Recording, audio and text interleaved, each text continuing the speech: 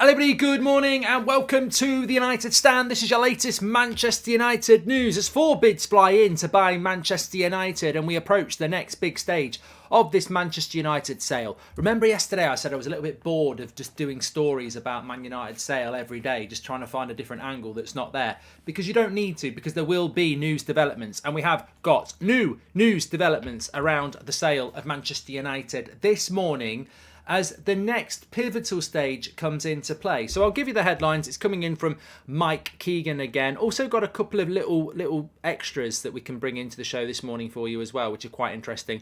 One of them revolving around the Glazers' appetite to still stay in some capacity. It's almost a new angle in many ways, because it doesn't necessarily mean they're going to stay and own the club.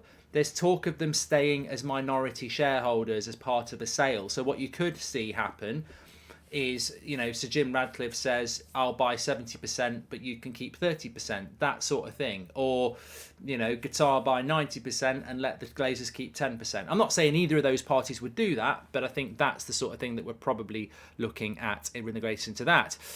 So let's have a look. The next stage of the battle for Manchester United has already started, with groups due in Manchester from tomorrow.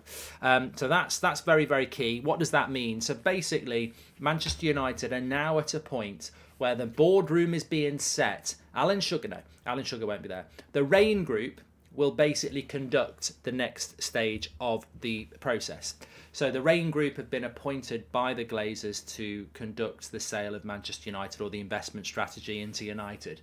They will meet with prospective buyers over the next week, starting from tomorrow, where... And I must just say this is the first bit of exclusivity, although it's a bit obvious. This meeting with Qatar, Sir Jim, and there are at least 2 other serious bidders who we don't know who they are, which we'll talk about in a bit. But this process now, this meeting, which will be held in a boardroom in Manchester, we believe, could be London, but we think it's going to be Manchester. This is not about an interview. This is not like Eric Ten Hag and Pochettino when they got interviewed for the job last year to be Man United manager. This is not an interview. There is one strategic point that the Rain Group are interested in, and that is getting the best bid for the Glazers. This is not about what's your plans to build the stadium, what's your 5-year plan for Scott McTominay, will Marcus Rashford be the star player, are we going to win the Champions League in the next 3 years? They don't give a toss about that. If somebody offers $6 billion and says, I'm going to sell Marcus Rashford tomorrow, they'll sell the club. And I think it's really important that United fans realise this. This meeting is not an interview for the best prospective owner for Man United. This meeting is about getting the best price for the Glazers. Compare it to Ten Hag's interview last year where he says, I'll turn Rashford into a star, I'll turn this team into a brilliant team again. He sounds great, let's sign him up. That doesn't matter. If Sir Jim sits down and says, "Oh, I want to put the Manchester back in Manchester again. I'm mad for it. I want every fan to be from Manchester. I want to give free season tickets to everybody who lives within a mile of Old Trafford. 50% ownership for the club. What's your offer, Jim? I'm telling you everything I'm going to do. What's your offer, Jim? $4 billion. Okay, the Qatar are going to tear Old Trafford down and take it to Disneyland, but they're going to pay $6 billion. We'll sell it." Obviously, I'm completely taking the piss out of Sir Jim and Qatar there. I don't really have a preference at the moment. But what my point is, it's really important, and I was told this morning. It's really important that when United fans are thinking about this meeting that's going to take place between all the bidders over the next week and the Rain Group, no part of the strategy of the Rain Group is to say, what's your 5-year plan? When are you going to win the league? Are you going to do fan ownership? It's all about the best price. So basically that meeting will be, if I'm one of the bidders and the Rain Group are there, and let me just say, Altani's not expected to be there for Qatar, so Jim's not expected to be there for his bid, and the Glazers aren't expected to be bid. People who are going to be there are going to be high-level representatives and executives who are going to be thrashing out a bid. If I was at that meeting, I'd be asking them more questions than me, because all they're interested in what I'm going to offer. And I'm trying to get the best price, and that's what this is all about. It's not about transfer fees. It's not about what's going to happen with the stadium. That's irrelevant to the Glazers. It's about getting the best fee, and that's what the Rain Group are there to do. David wants to talk about the Veghorst story. I'd suggest you watch the start of the video last night, David, about Veghorst. Otherwise, we're going to be UK Gold or the History Channel. We spoke about it last night, maybe a little bit later in the show, but we're on about something else at the moment, pal. So yeah, that's that. So these meetings are going to take place. Let's move on to the next bit. While two bidders, Sheikh Jassim and Sir Jim, are known publicly, there are thought to be at least two more in the running. Now, this is of interest as well. So we know that Sir Jim Ratcliffe and Sir Jim Ratcliffe's bid and the Qatari bid from Al Thani, we know that they're going to meet with the Rain Group in Manchester over the next few days. That meeting will be a deep dive into financials, and it'll be a bit of a Q&A from both sides about, where's the money coming from, how are you going to pay, and then from the other side, let me have a look at the financials, what sort of debt have we got, all that sort of stuff. There are two other bidders at least, and we don't know who they are. We don't know who they are. We're not allowed to know who they are, is the answer, because I spoke to someone this morning who's said about that, how that meeting will go. And obviously the question is, I was going, they're American, aren't they? And they're going, even if I knew you, I couldn't tell you. And it's not necessarily out there who it is anyway, because they don't want it to be out there. Like, remember, the Rain Group weren't happy about Sir Jim and Qatar putting that bid out there publicly. They didn't want that to happen. The Glazers didn't want that to happen. The other two bidders, they don't want their info out there. And no one's going to put their info out there because Sir Jim publicly put that out there on purpose, and obviously Qatar have put a lot of stuff out there on purpose. These two bidders don't want it out there. It's not in Rain Group's interest or the Glazers' interest, and it's certainly not in any media outlet's interest to do something that they're not allowed to do. They publicly do not want their information to be known. I think that's a red flag. I think that's a red flag. But I also think we have to open our minds again on another thing. Just, are we not playing Sir Jim against Qatar off because we just know that they're publicly bidding? Like, if we knew who the third bid was, it would be a threesome. If we knew who the fourth bid was, it would be a foursome. So these third and fourth bids, I think they're being dismissed by fans, but that's only because we don't know anything about them. It doesn't mean they've got any less chance of buying the football club. But in the absence of information, you have to go, why is there no information?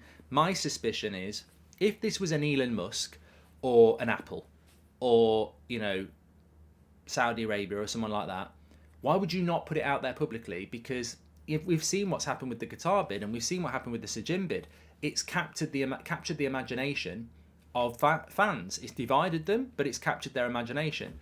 Imagine if Elon Musk or Apple wanted to buy United. Their share prices, there'd be loads of buzz around it. So in the absence of these bids putting it out there publicly, I personally think, why wouldn't you put it out there publicly? Because if you're a good bid or an interesting bid, fans, what fans are like, they'd be like, oh, I like that bid, and then you get a load of publicity. I think the absence of them going public is a big red flag that these are not the sort of people who want to buy United. My prediction would be they're hedge funds, and I can't guarantee. I would predict one of these bids is a hedge fund from the United States. What's a hedge fund? It's an investment group. It's a set of people who are very wealthy, who have a certain amount of money in a pot, and that can be billions. Sometimes it's millions, but it'll be billions in this case. And they will acquire something with the intention of doubling its value over a certain period of time. It's an investment. And I think that's why they're being quiet, because you go public with that, and your email inbox is going to be full within seconds of people saying stay away from our club. So I don't dispute that there are two bids that we don't know about, but I fear that they're not the sort of bids we want, because if they were, you'd do what Sir Jim and what Qatar have done. You'd put it out into the public arena and build a bit of excitement around you. Anyway, so that's where we are with that. Let's have a quick look on the live chat. I've got too many browsers open here at the moment. It's like being back at work when I was reading my scripts and then the boss would come. I'm looking at Excel. Anyway, let's have a quick look at what people are saying in the chat. Elon would not have kept quiet if it was him. Exactly, Zero Blade. I don't think Apple would keep quiet. I don't think Amazon would keep quiet. I don't think Saudi Arabia would keep quiet. I don't think Dubai would keep quiet. I don't think the Norwegian Sovereign Fund would keep quiet. So I actually think that it's Mike Ashley, says Nicholas. It can't be him. I think I mean, look, I might be completely wrong, but let me know in the chat. I think if there's two other bids and they're not public, I think it's because they don't want to be public because they're scared. But what I would say is a little bit of a warning. again, if you've got Sir Jim and Qatar and they're public and people are going, I don't know what I want, and then you've got Goldbridge the mercenary, who's not a United fan apparently. I'm playing a role here, not really. I'm an investment banker with a load of investment bankers who want to buy a football club, and I've got 7 billion, and I'm confident I can make United, I can make us all 3 billion in 3 years.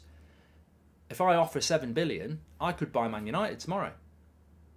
And then I'm going to be, right, the plan is over the next 5 years, we absolutely, do everything possible to make this club worth 10 billion in 5 years, and then we sell it and we make a quick profit. So we are still in that road where whoever puts the best deal on the plate will buy the club, and we will be powerless to do it. And that is always why the Rain Group and the Glazers have wanted to keep it quiet, because once the deal's done, nothing can be done about it, of course. Anyway, the next bit of news is this. I think I've sort of said this. Representatives of Sheikh Jassim and Sir Jim are expected to fly into Manchester to discuss information with the Rain Group imminently. This starts from tomorrow. That this as it says on there, this will be representative. So if you've tuned in a little bit late, we're entering a really big stage with Manchester United now. The representatives of each bid will fly into Manchester starting tomorrow to hold meetings with the Rain Group. Within those meetings, discussions will take place around suitability, but also it'll be a two-way conversation about, information, etc. And then following on from that, there will be a short period of exclusivity for one party to deep dive into the club, all the financials, and ultimately put a final offer on the table. Now, I want to talk about that in a little bit more depth, because I'm a little bit confused about that, but that's apparently what's going to happen next. The story goes on to say that around 1 to 2 billion is required to either redevelop Old Trafford or build an entirely new stadium, with the former being the more likely outcome, which is redevelop Old Trafford. That looks most likely. I don't know whether people are happy with that. I am. And also, Qatar want to make sure a takeover of Manchester United is completed prior to the summer transfer window, so they can provide suitable resources to Erik ten Hag. There is still talk that the Glazers would be comfortable getting anything sorted by the end of April. So hopefully that would fit in with what we're hoping will happen. I want to talk about the Glazer angle as well, because I think we need to talk about that and the potential for them to stay. But I want to just wrap this up better. Don't like the idea of private investors. They're keeping quiet to stop the fans from kicking off. Hopefully, Hopefully, Qatar get it. Just my personal opinion, says Jay Harris. Well, you're entitled to that. There's no problem with that at all. So look, I've took a few notes, and I just wanted to summarise, because it's a news show. So basically, we've just gone through where it's coming from in the mail from Mike Keegan, who's been very good, specifically around the Qatar bid. But I took a few notes from that and also conversations. So let me just summarise where we're at. So flying in from tomorrow, Qatar, Sir Jim, and 2 other bidders to have a meeting with the Rain Group about the next stage. Qatar are not expected to fly until next week, and they want it all done by the end of the summer. The Rain Group, who are conducting the sale for Manchester United, they will conduct these interviews or meetings. They're meetings really. So Jim, Altani and the Glazers won't be part of these meetings. It's their representatives who will. Due diligence and discussions around all the bids has been going on for some time, so they can prepare for the meeting. So that just means that all the bids have been scrutinised and looked at by legal people and everything already over the last few weeks. It's not an interview, as I said. It will be a meeting, and it's about the best offer that comes through. That's the only motivation for the Glazers. Where would the team play while they're redeveloping Old Trafford, says David? I haven't got a clue. You raise a good point. I haven't got a clue. It's unlikely that Sir Jim or Altani or the Glazers will attend. Yeah. This is interesting. After these meetings, so these meetings in a week's time will be over. After that, there will be a period of exclusivity where the chosen party will get full access to everything in relation to the club, and then there'll be a final offer from them. So the way that reads, and I don't know whether we've got any financial experts. I mean, I worked in finance for about 2 or 3 years, but it was investment banking, and it was, high-level fraud investigation, etc. So I've never heard of this before. I don't want Sir Jim. He's an English glazer, says Jap. I don't know about that. I don't know about that. Sounds like they want to sell, says Turp. Well, I'll come to that in a minute. But I've never heard of this before. So after all these meetings, one party, so it could be Sir Jim, it could be one of the other bidders, or it could be Qatar, they will get a period of exclusivity on their own where they can deep dive into everything in the club and then put their final offer in. So it reads to me like after these meetings, that's the second bid stage. And then they'll pick one from there who will go to the next stage and basically buy the club. So, or invest in the club. So that was quite interesting. I don't know how that works, but that's in the article. There will be a period of exclusivity where one party is chosen. They're given a period of time where they've got full access to the club, and then at the end of that, they have to put a final offer in. Interesting. And then on the Glazers, this is also quite revealing. It goes on to say that the Glazers, whilst the majority of the Glazer family want to sell the club, Avram and Joel still very much want to stay part of the club in some capacity. They can see money on the horizon, American World Cup, untapped global market, Super League potential, Ten Hag potential. Even they would like to stay involved in Manchester United in some shape or form. I also think the reveal yesterday that Liverpool's not for sale anymore and they've got American owners, I think the Glazers will have noticed that as well and gone, hold on a minute, why are FSG suddenly staying when 6 months ago they were saying we can't really take this club any further, compete with the likes of Man City and Newcastle, and suddenly they do want to stay. I think that's a financial decision by Liverpool's owners, by the way. And look, Liverpool are just going to say 7-0, but personally, I was more worried about Liverpool being sold. If FSG are staying, I don't think Liverpool are a threat because I just don't think they'll have the financials to compete with big clubs. So I do worry about the Glazers wanting to stay. I just hope nobody presents. I hope nobody puts forward a case that allows them to stay, because if somebody says, "Oh yeah, we'll buy the club for $5 billion and you can stay and have 10%," that's disgusting. I think whoever finds a way to keep the Glazers at the club already starts off on the wrong foot. But I can see a way where they get somebody to give them, somehow retain a minority shareholder.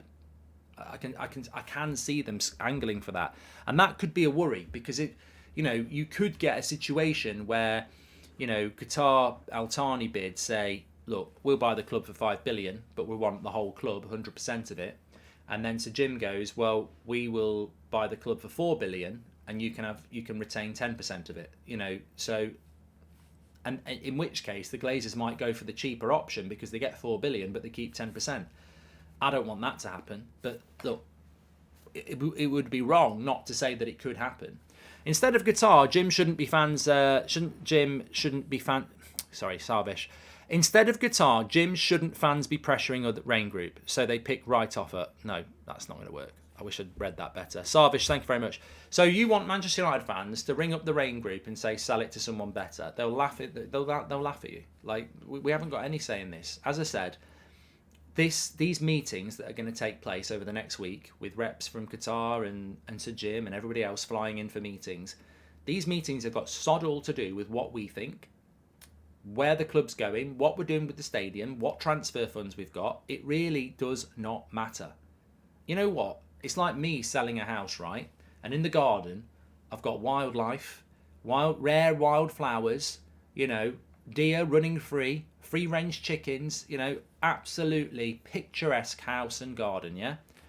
And I put it on the market, and somebody says, I will sign a piece of paper and give you the asking price to say that we will keep the animals and the wildlife and everything as it is for the next 100 years, and we will give you $5 billion for it. And then someone else comes in and goes, yeah, I'll give you $6 billion, and I'll probably tear it all down and kill all the animals and all the wildlife, right? The Glazers will take the $6 billion. That's what I'm talking about. Like, there is no interest in what they do with what any owner does with the club. It's about the best price they can get. United already agreed to play at the Etihad while rebuilding Old Trafford, hence why they're expanding the Etihad, says Casper. And I don't know whether that's true. And new owners could make a fortune if they put football club back on the badge. All those fans ready to start buying shirts and other merchandise again, says Glenny Boy. And Mark, it's my birthday. Can you call the Glazers a bunch of prats, says Daniel. Well, happy birthday, Daniel. I don't think you need me to call them a bunch of prats. Qatari majority ownership and Glazers with a minority. Interesting, says Visa. I'm ready to buy my shirt once the Glazers get out, says David B. I suppose all that update, and there's a lot to digest there. The one thing that always sort of overarches everything for me is that we're observing something we've got very little say on, and the Glazers have the power. They can't be forced out. I mean, my ideal situation was always that the Glazers were forced out to sell. Like, they had nowhere to go, and they had to sell. They were forced out. This is not them being forced out. This is them with all the power deciding what suits them best. Do we want a massive payday and walk away? Do we get investment and stay? Or do we sell a large proportion of it and retain a bit of it? And at the end of the day, if any of these bidders are clever enough to say, we'll give you 4 billion, but you can keep 15%, they'll probably do that. So I can see a situation where somebody offers enough money to pay off 4 of the Glazers but keeps 2 of them involved. And that would be stomach turning, but also, what can you do about it? What can you do about it? I mean, you could get a scenario where Sir Jim Ratcliffe gives them 20% and he's the majority owner. You just don't know. I don't know whether the Glazers would like that, though, because I think there is an important bit that sort of brings it back to reality. It's all right saying Joel and Avram want to retain some part ownership of Manchester United, but 15% of Man United is nothing. You're not the main owner anymore, and you have been for the last 17 years. I could see them, losing interest very quickly with 15%. I think they want to stay involved, but I don't think they want to. I don't think they want to keep 10% or 15%. I think they want to be involved. I think they want to be on the board. I think they want to be, involved in decision making. I think they're power freaks. I think they're greedy. I think they're mercenary. I think they're clueless. I think they're rubbish. So I don't actually think that Sir Jim Ratcliffe would give them 15% or Qatar would give them 15%, because I don't think they'd be happy with that. I think the only way the Glazers stay is if somebody allows them to stay as majority owners, and whoever does that, it will be open season on them. So I don't think they stay. I think they sell. This is all spin. The Glazers are staying and we will be in trouble. Clippets, says Brian. I'll tell you what, I'll say it again, I'll keep saying this. If the Glazers end up staying at this club, it won't be as simple as saying we've changed our minds. They'll reap the whirlwind, and you know what'll happen. This isn't what we want, a different majority owner who changes the trajectory the club is on, says David. Hi Mark, I broke my arm yesterday. I've been watching your content since 2020, says Ewan. Rest up, pal. And hi Mark, love the show. Do you worry about the direction the Premier League is heading in, with clubs needing super wealth just to compete, says Connor. Yes, I do, 100%. I think we've mentioned that quite a lot. I don't like where the Premier League's going, but we didn't start the fire.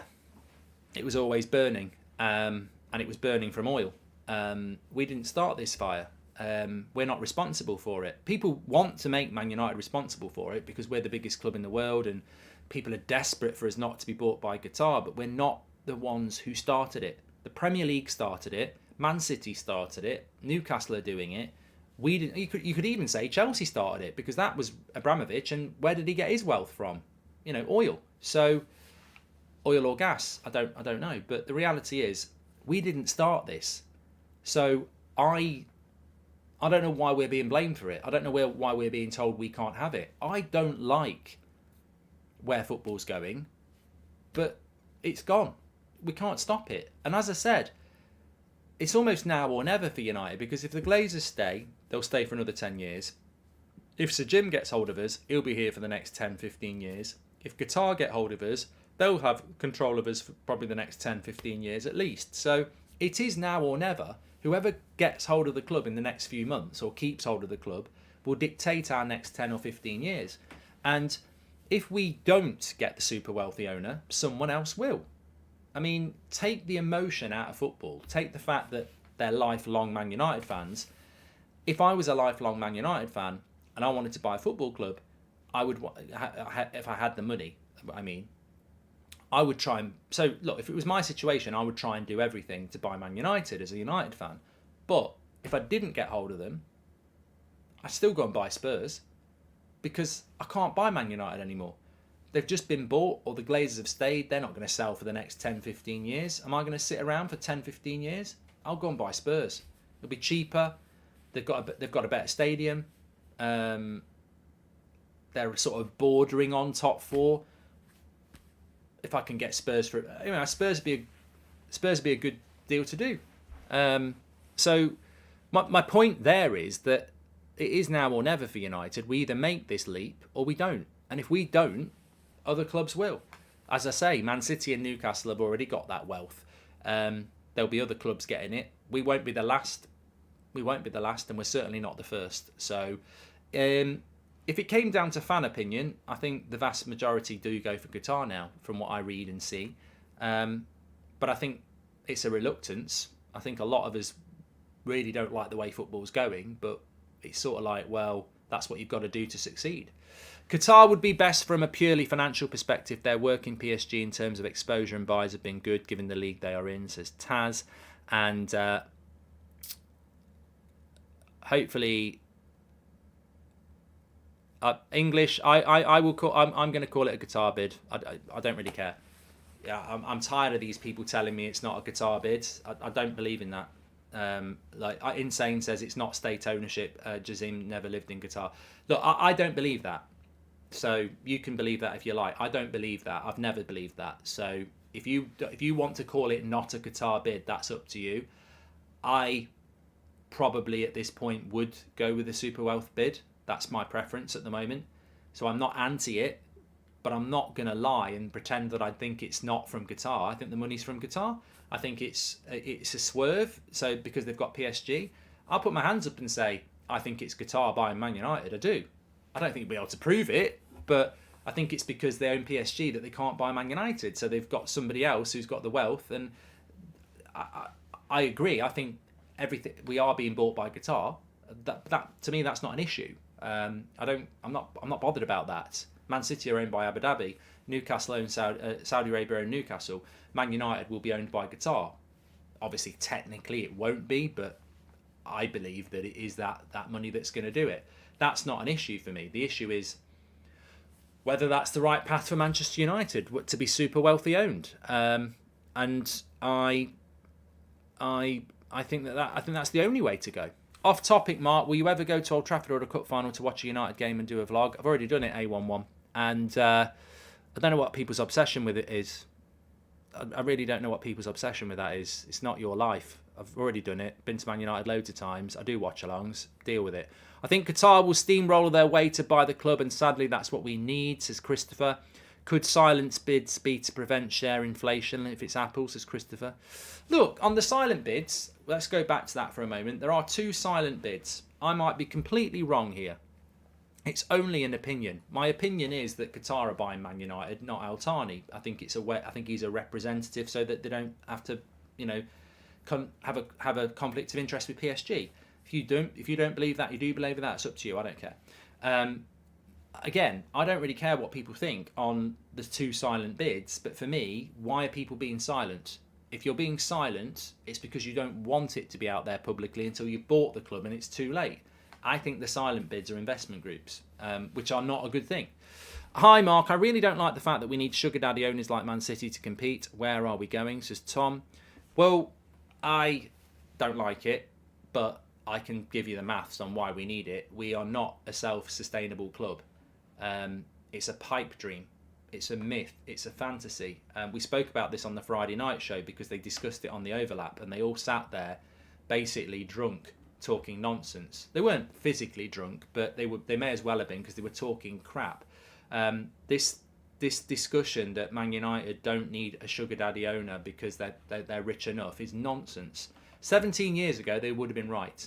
Before the Glazers bought us, we could have been self-sufficient and we could have dominated.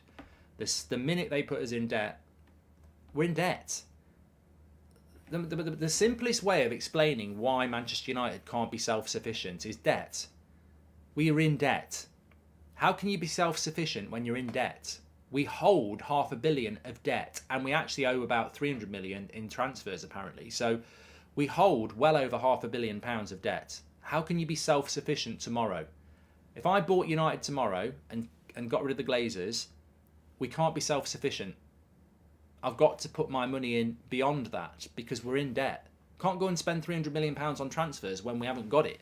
So, and the revenue doesn't create that profit at the moment. So we can be self-sufficient, but it's going to take 5 years to be self-sufficient. So whoever takes hold of United has to be super wealthy to buy the club and then invest £5 billion.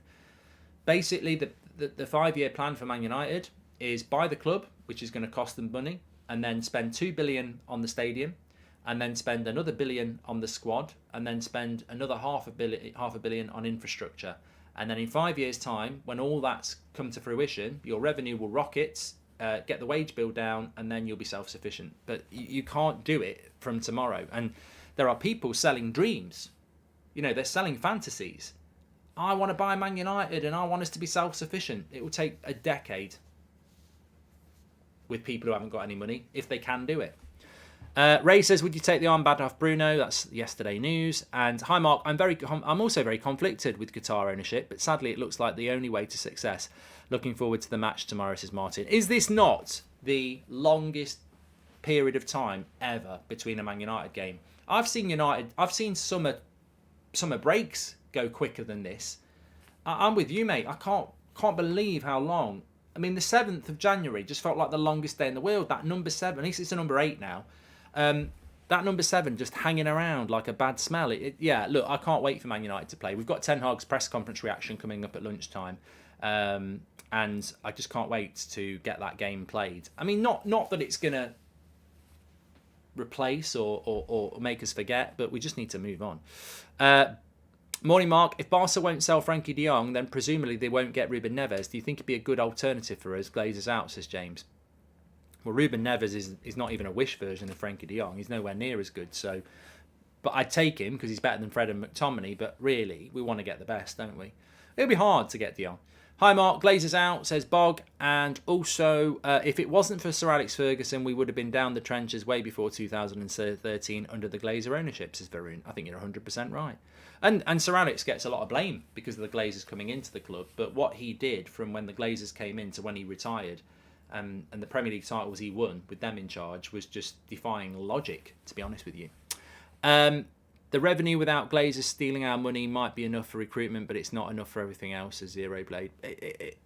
Look, I think this is the problem with opinion sometimes, is that, especially when it's stuff like this, you get people saying, we don't need Qatar money, we don't need super wealth, we're rich enough to look after ourselves. And I'm like, you are on a public platform talking shit. Like, what are you talking about? You are talking complete nonsense. We are not self-sufficient. You're living in a dream world. We've got to get super wealth in. This whole argument that it won't feel right if Manchester United get bought by rich owners, it'll feel like we're cheating. I can't speak. I can't speak. I'm like, I can't believe what they're talking about. It won't feel right if somebody comes in and clears the debt and builds the stadium that should have been built 17 years ago. Like, no. I tell you what, I'll still support Manchester United because I've got a journalist badge. But if I wasn't a journalist, I wouldn't turn up. So basically what I'm saying is, if I was a fan, I wouldn't turn up if Qatar got turned up, because that's my morals. But I will still be there because I am a journalist. So I'm with you in heart, but in body, I still will attend. But trust me, I don't want Qatar ownership. And also, I don't want Qatar ownership because it will feel like cheating. It will feel like cheating if Manchester United get rich owners, because they don't need rich owners, and it will feel like we're cheating. Yeah, of course it will. So it'll feel like cheating to build a stadium that should have been built over a decade ago. It'll feel like cheating to declare a debt, to clear a debt that we never should have had on us in the first place. You know, grow a brain cell. I mean, what a load of nonsense. We can't have rich owners because it would be cheating. Yeah. Look at the state of Old Trafford, look at the debt, and look at what we generate. We won't survive without rich owners. That's the line people need to take. Forget your morality, forget your nonsense about pipe dreams and lollipop lane and self-sufficiency. You know, I think these people would start building fields around Old Trafford instead of car parks so they can have organic cows for milk. Like, what dreamland are they living in? Oh, look, the chickens are laying the eggs for the cooked breakfast we're going to do from our own prime beef that we played Radio 5 to, and you know, we feed it champagne that we piss from our make-believe knobheads. You know, it's complete. I don't know where I'm going with that, but you know what I mean. It's just complete nonsense. I get that people don't want super wealth ownership, but please have a reality check. Like, we cannot survive, and we certainly cannot compete without super wealth now, because we're in too much debt and the stadium's too expensive. I said it in the summer. You know, the protest did well. The Glazers are in trouble. But I said it in the summer. The thing and reason I think the Glazers will sell, and I did say it in the summer. I'm not saying I was the only one, but a lot of people wouldn't have thought the Glazers were going to sell in the summer before the Sir Jim story. So I was saying it in like June, July. I said, I've got a feeling the Glazers are going to sell in the next 12 months. And the reason I said it was because of the stadium. The Glazers like to take money out. They don't like to invest. The stadium represents a very big investment that is absolutely crucial. You cannot just keep letting it rot and rust. And that was why I felt the Glazers would sell, because that's the big thing. I guarantee you, if we had a stadium like Spurs, we wouldn't be up for sale. Regardless of protests, we wouldn't be up for sale. That stadium represents well over $1.5 billion of investment that the Glazers don't want to do. That Old Trafford is massive. It's so important to me anyway. You know, I've been fortunate enough to watch United play there loads of times. I've been fortunate enough to play there, but that's irrelevant. That represents our history. That stadium is our church. It's our, you know, pilgrimage, whatever you want to call it. That's where we are. Like, if you want to go to a place that Manchester United is, for most of it's in our heart, but it's that place. You go to Old Trafford and that's Manchester United. And I think that's the thing that's causing this sale. It's symbolic in a way, because I don't think it's the protests. I don't think it's the debt. I don't think it's the brand sponsors, whatever, no Super League. I think they all contribute. But I think that stadium represents why the Glazers are selling, because they know they've got to do something with it, and they haven't got the desire or money to do it. So it's forcing them out. Whatever is right for Man United is right, says Bog. And Mark, you are a daily part of some of our lives of respect. Thank you very much, King. Hope you're having a good day. And Nicholas says, the self-sustainable approach now will set us back another 10 years without Premier League titles, and we cannot have that. We are Man United, says Nicholas. And hi, Mark, I agree 100%. We all want United to be successful and see us return to have a formidable home ground, and with that, we can't have anything, says Kieran. I want Manchester United to be self-sustainable. I want to make that very, very clear. I want Manchester United to be self-sustainable. I would like fan ownership. You know, and I think those things can happen, but I think we're 5 years away at least. And I agree with what somebody just said there. Let's play the scenarios out, okay? Super wealth, build the stadium, give Ten Hag the players. Right, straight away, at some point, you're going to have a bigger stadium that's going to make you more money, and it's going to be state-of-the-art. Second point, Ten Hag is a great manager. He's going to have the players he wants. He's going to build on the success. Revenue goes up. Brilliant. Infrastructure spend, yes. That'll all happen with super wealth. And in 5 years' time, you'll have the stadium, hopefully. You'll have the success with Ten Hag. Your revenue will go up. You reduce the wage bill. Revenue goes up. Wage bill goes down. Huge chunk of money that you can be self-sustainable with. Takes about 5 years. You don't do that, and you go down the potentially, I mean, we don't know what Sir Jim's going to do, but let's pretend it's him. I have bought the club. I've got debt, but it's not going to go on the club. We're putting the Manchester back into Manchester United. We're going to be self-sustainable. Right, he's got a massive problem. How are you going to fund the 2 billion stadium? I have to take on more debt. Okay. How are you going to fund the transfers? Well, we'll give Ten Hag what we can afford, which is about £100 million every year. Okay, that's not going to be enough. Okay, and what are you going to do with the debt that's already there? Yeah, we're going to have to start paying that off. Yeah, okay. Right. When will we be self-sustainable then? I don't really know, but we will be. Okay, we're winning nothing while you're doing this. And if it takes 10 years, we're winning nothing for 10 years. Whereas with the other plan, we'll be winning things from day one because we'll be spending on the team as well as the stadium, building towards self-sustainability. You see what I'm trying to say? We can be self-sustainable, but it ain't now. Because you've got to clear all the wrongs of the last 17 years. 5 years' time, we can be self-sustainable. Kick it down the road. Not now. If we try to do it now, we'll set ourselves back a decade. And that's why I'm pro wealth, because I think it's the way to go. But I think it's really important, whoever buys us, that they have a plan to make us self-sustainable. I think that's important. I don't want us to just be super wealthy forever. I think we can be self-sustainable, but we can't lose another decade to just Kevin. If United can be self-sustainable in 5 years, that'll be some achievement. Well, look, I say 5 years, but it depends how long that stadium's going to take to build. I've heard some people say the stadium could take 10 years.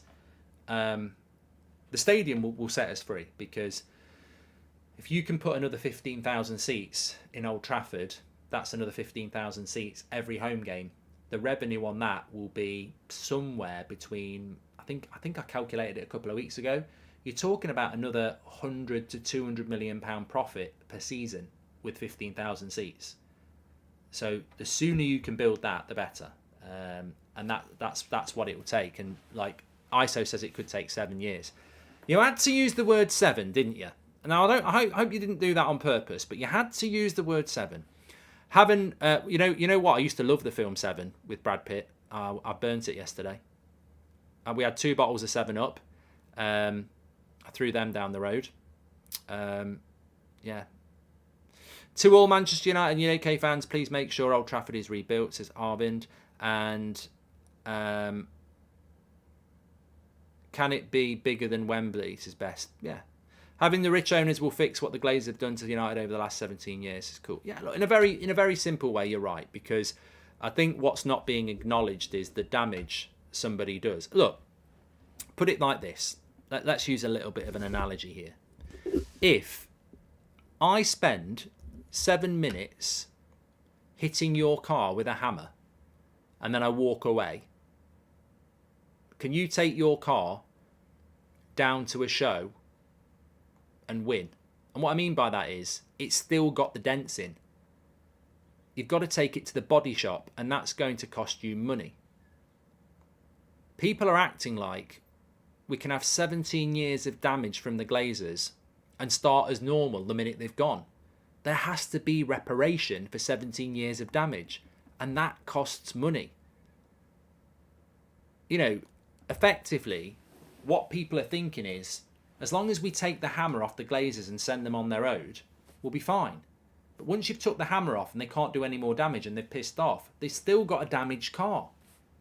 That's what I mean about we need, you know, you spend the money to take the hammer off them and tell them to piss off. Then you turn around, you've got a damaged car that you've got to spend a lot more money on. People are acting like spend all the money on getting rid of them and then just and then we'll be fine. But the damage is there. And that's why you need the money. That car needs fixing from all the damage they've caused with their hammer. So we need as much money as we do to get rid of them as we do to fix it. 15k, sorry, 50, here we go. I missed that. I really missed that. And it was a good point. Here we go. So Dan says 15k seats at £60 a ticket would only generate 900k a game. You have to play 100 games a season to make 90 million. You're completely wrong on your maths there, Dan. I don't know where you've produced that nonsense from. You're completely wrong. You're wrong. I'm sorry. I don't know.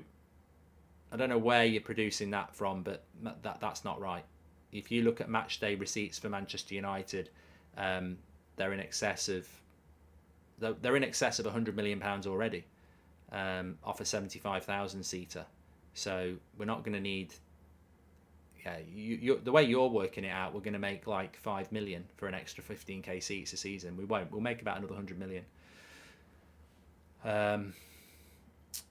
I'll come back on that tonight on the 8 o'clock show and I'll prove it to you. But I know that's a fact. I know you're factually wrong there. And also, it's not just £60 a ticket. There's all sorts of stuff that you get in addition to that.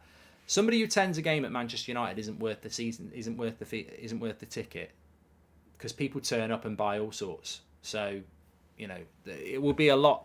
That's how Arsenal make a lot more money. Arsenal make loads of money from moving from Highbury to the Emirates. But statistically, their increase in capacity from the Emirates from Highbury is probably about, is it 30,000 at most, maybe 20,000? Yeah, it'd be worth somewhere between 100 and 200 million pounds a season to have another 15,000 fans at Old Trafford. But look, it will take time to get there. It will take time to get there. And also, let's not forget, this is the biggest thing for me as well. We're getting locked into stuff here, but this is the biggest thing for me. If you are self-sustainable and you build a stadium for 2 billion, you've got to pay the 2 billion back. If you have super wealthy owners who just say for 5 years, we're going to chuck money at the club and then in 5 years we'll make it self-sustainable, you don't pay the 2 billion back. And I don't know why people aren't figuring that out. Do you want someone to come in and just fund the stadium? Or do you want somebody to come in and then basically the stadium has to be built on profits? Because where are all these profits coming from? Mark, when is the autobiography coming? Or the Goldumentary? I love your content, says Luke. I don't know about that, mate. I don't know about that.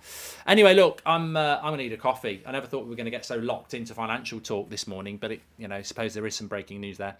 Pellegrini made an interesting point, though. Playing Betis tomorrow night, he said, I don't know what Man United we're going to get tomorrow. Are we going to get the wounded animal that's vicious and ready to attack? Or are we going to get the wounded animal that's on its knees begging for mercy? We have to have the wounded animal that's a lion, that's got a thorn in its thumb, in its paw, and is ready to maul the opposition. What we don't want is a defeated little mouse who's just going, meek, I'm really weak. But we'll see. I think we'll get the lion, and I think the players owe us that. But Pellegrini made a good point. We've got Ten Hag's press conference coming up for you. I'll be reacting to that. I think he's on at 12:30, so about 1:45. I'm doing PSG Bayern tonight at 8 o'clock, so the United stand will be at 7 o'clock tonight, so get that in you. Why am I doing it at 7 o'clock? I've just realised it. I'm bantering myself. Why have I moved the 8 o'clock show to 7 o'clock for the last 2 days and not realised it's the word 7 again? Bloody hell. I can't escape it. Not 7 again. I know, I've only just realised. I'm going to do it at 6:59. We'll start at 6:59. Thanks everyone for watching, and I will speak to you in a bit.